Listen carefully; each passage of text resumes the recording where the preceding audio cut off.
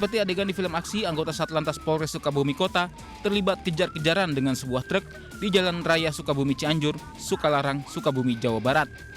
Truk tersebut sempat dihadang anggota, namun bukannya berhenti, sopir truk malah tancap gas hingga membahayakan warga dan petugas.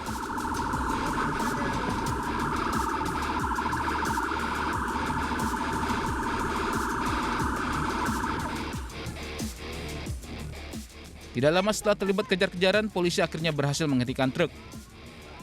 Warga yang kesal sempat berusaha menghakimi supir, namun dihadang petugas. Pihak kepolisian menghimbau maupun menginfokan ke pihak pengemudi truk kolot diesel tersebut untuk melewati jalur selatan.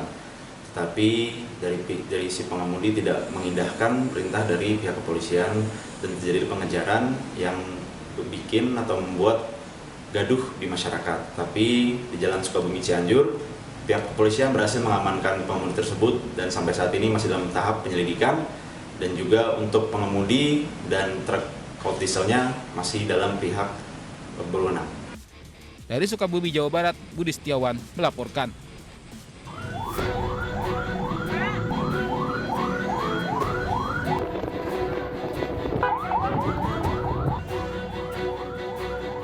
Pasien dan pengunjung Rumah Sakit Harapan Bunda Jakarta Timur panik akibat kebakaran terjadi di lantai 4 rumah sakit. Sejumlah pasien yang ada di ruang perawatan dievakuasi ke halaman rumah sakit. Keluarga pasien mengaku sempat panik saat kebakaran terjadi di ruang server. Seperti apa, Bu, awalnya, Bu? Himbauan dari perawat ya sih, bilangnya. Gimana? Oh, emang kebakaran di lantai berapa, Bu? Di lantai 4. Lantai 4, ruang IT. 11 mobil pemadam kebakaran dikerahkan ke lokasi.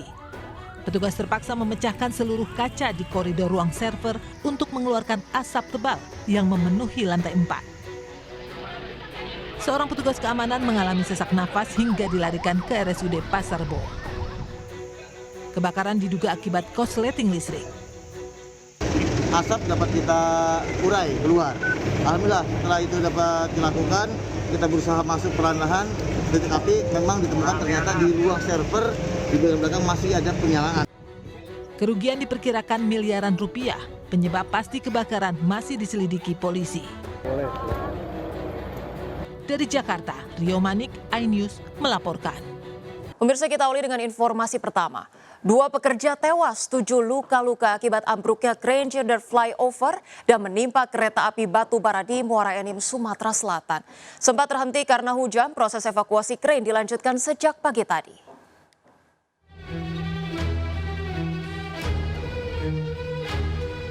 Krain girder flyover di Desa Penanggiran, Muara Enim, Sumatera Selatan tiba-tiba ambruk dan menimpa kereta api Babaranjang yang melintas dari arah Palembang menuju Muara Enim.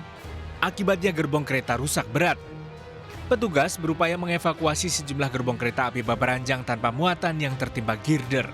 Krain girder flyover ambruk karena kesalahan komunikasi antar petugas.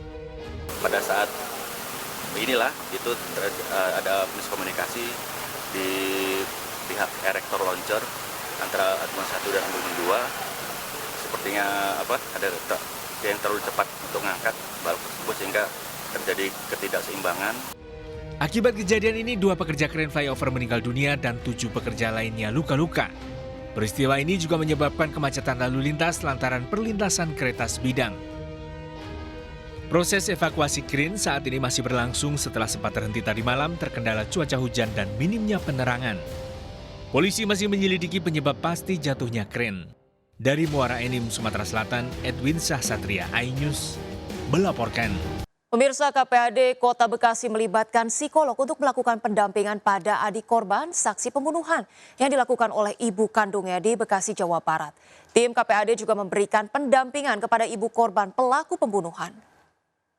Ini menurunkan 3 psikolog, tim kita psikolog turun ke lapangan di Polres, dampingin untuk anak dan juga ibunya, karena kita mau lihat juga kondisi psikologis ibunya gitu. Dan anak hari ini dalam proses pendampingan oleh tim dari DP3 dan Komisi Perlindungan Anak Daerah Kota Bekasi.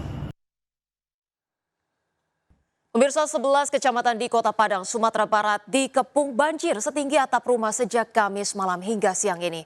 Ratusan anak-anak dan lansia terjebak banjir, dievakuasi secara bertahap dengan menggunakan perahu karet.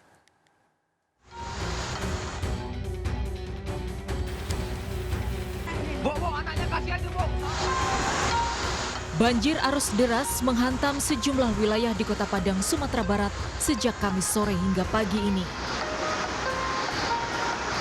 Banjir terjadi usai hujan deras berjam-jam, mengakibatkan luapan sungai di kawasan Lubuk Begalung.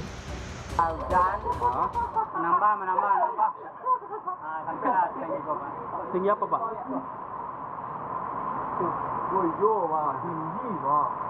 Terus Bapak tadi lagi ngapain waktu di rumah? Ratusan rumah terendam banjir bahkan hingga ketinggian 2 meter. 2 rumah di bantaran sungai bahkan hanyut tersapu banjir. Sejak Kamis petang hingga pagi tadi, tim SAR gabungan masih mengevakuasi warga yang terjebak banjir di dalam rumah mereka. Evakuasi warga korban banjir terus dilakukan meski kondisi hujan deras di lokasi. Ratusan lansia dan balita dievakuasi oleh petugas dengan menggunakan perahu karet. Warga diungsikan ke rumah saudara, sekolah, dan masjid yang aman dari banjir.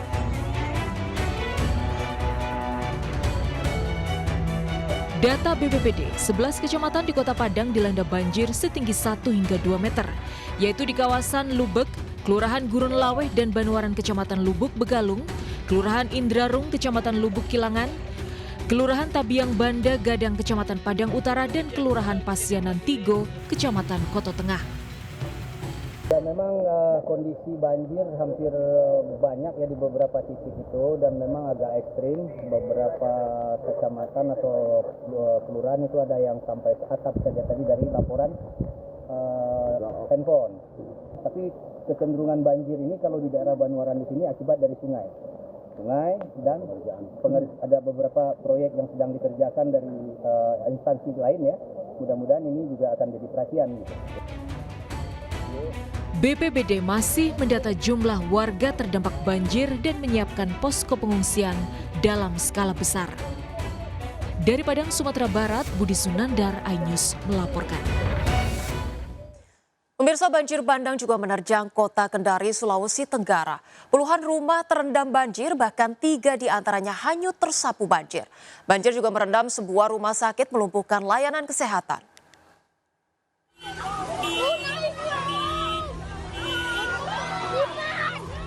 Sebuah minibus tersapu arus banjir deras di Kota Kendari, Sulawesi Tenggara.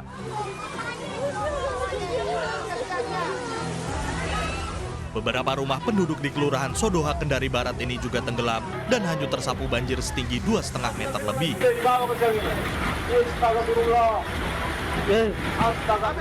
Banjir bandang di Kota Kendari terjadi usai hujan deras Rabu malam kemarin. Puluhan rumah, mobil, dan motor terendam banjir dan rusak. Ya, untuk memang masih sangat-sangat banyak material lumpur di rumah-rumah warga, dan itu belum sempat. Ini SMP 2 sama sekali malah belum kami tangani, tadi datang melapor kepala. Banjir juga merendam Rumah Sakit Santa Ana di Kendari Barat. Layanan kesehatan pun lumpuh total karena seluruh fasilitas terendam lumpur banjir. Akibatnya, puluhan pasien harus dirujuk ke RS Bayangkara, Kota Kendari.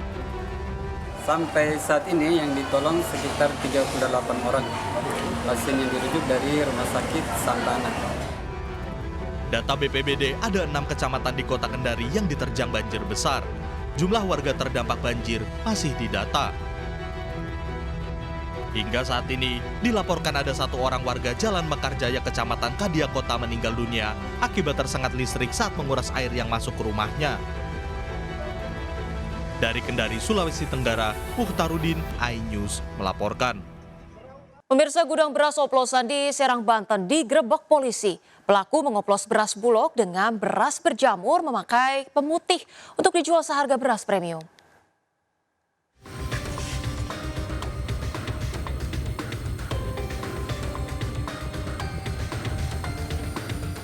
Di tengah harga beras yang melambung, SK memanfaatkannya untuk meraup untung dengan mengoplos beras penuh batu berwarna coklat serta berjamur dengan beras Bulog, menggunakan pemutih dan pewangi agar terlihat seperti beras premium. Gudang milik SK di Kecamatan Carenang, Kabupaten Serang, Banten akhirnya digerebek Satgas Pangan Polres Serang, ditemukan 25 ton beras bulog dan beras kotor dan berjamur. Pelaku sudah mengoplos 270 ton beras sejak 2019 yang diedarkan di Bogor, Tangerang, Serang, dan Cilegon dengan keuntungan Rp3.000 per kilogram. Ini adalah dengan cara mengoplos beras bulog dengan beras yang tidak layak konsumsi, pun merepacking menjadi beras dalam bentuk premium.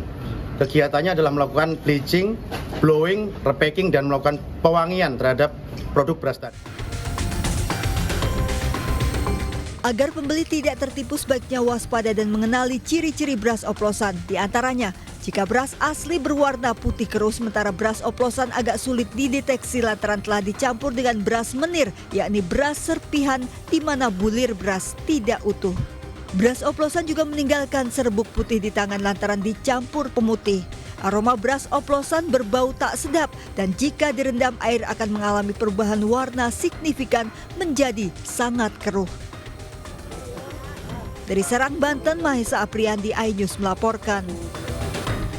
Pemirsa, puluhan ketua RT dan RW di Tangerang, Banten dipecat oleh kepala desa. Pemecatan diduga lantaran anak kepala desa kalah dalam pileg.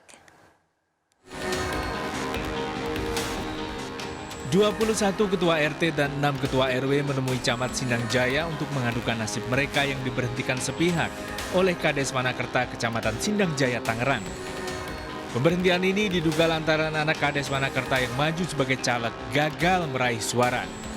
Sebelumnya, Kades Manakerta meminta para ketua RT dan ketua RW mendukung anaknya yang maju sebagai caleg. Menurut Subroto, salah satu ketua RW yang diberhentikan, meski mendapat arahan, ia membebaskan warganya menentukan pilihan sendiri. Udah ada ancaman mau diberhentikan gitu kan. Ya, dampaknya setelah pileg itu, ini hasil suaranya nggak memuaskan, ya dampaknya sebanyak 6 RW, 21 RT dipecat semua. Bahkan yang mendukung juga dipecat kalau dapat sedikit suara. Sementara Kades Manakerta Tumpang Sugian menyebutkan pemecatan dilakukan lantaran uang yang diberikan melalui RT dan RW tidak disampaikan kepada warga. Yang saya bayar untuk memilih anak saya itu 50.000 per amplop, berarti 15.000 saya tutup 10.000, berarti kan 500 juta, ya nggak? Kenapa uang yang dari saya dikasihkan, kenapa tidak dikasihkan ke warga saya, titipan dari saya? Ada beberapa RT yang jelas-jelas sudah menyalahi aturan, kenapa dicari tilap? Camat Sindang Jaya akan meminta penjelasan Kades Manakerta terkait pemberhentian sepihak ketua RT dan RW. Selain masalah pemberhentian sepihak, dari kasus ini juga terungkap dugaan adanya politik uang. Dari Kabupaten Tangerang, Banten, Aimarani, iNews melaporkan. Pemirsa, Balai Besar Taman Nasional Gunung Gede Pangrango menggelar peringatan Hari Ulang Tahun ke-44 di Cianjur, Jawa Barat. HUT dimeriahkan dengan serangkaian kegiatan seperti bazar charity, aksi bersih-bersih sampah di atas gunung, serta pemeriksaan kesehatan gratis. Kawasan Taman Nasional Gunung Gede Pangrango memiliki peran penting di berbagai sektor, salah satunya pariwisata. Di usianya ke-44 di tahun 2024 ini, Taman Nasional Gunung Gede Pangrango terus berkomitmen untuk menjaga kelestarian dan membudidayakan konservasi. HUT ke-44 digelar di kantor Balai Besar Taman Nasional Gunung Gede Pangrango TNGGP di Desa Cibodas, Kecamatan Cipanas, Cianjur, Jawa Barat.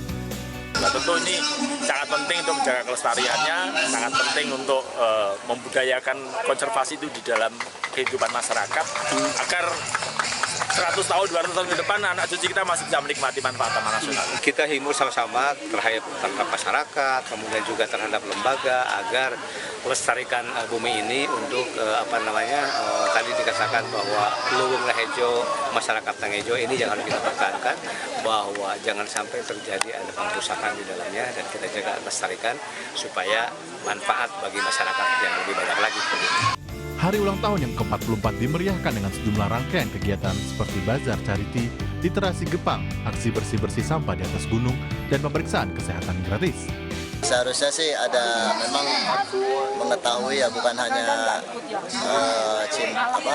penikmat alam ya, tapi pencinta alam juga yang memang harus adanya edukasi yang lebih intens gitu terhadap para pendaki. MNC Group melalui PT MNC Agrowisata di awal tahun 2024 telah menjalin kerjasama dengan Balai Besar TNGGP sebagai upaya penguatan fungsi melalui dukungan pemberdayaan masyarakat sebagai bagian pengembangan kawasan ekonomi khusus Lido. Dari Cianjur, Jawa Barat, Muhammad Andi Ihsan, iNews melaporkan.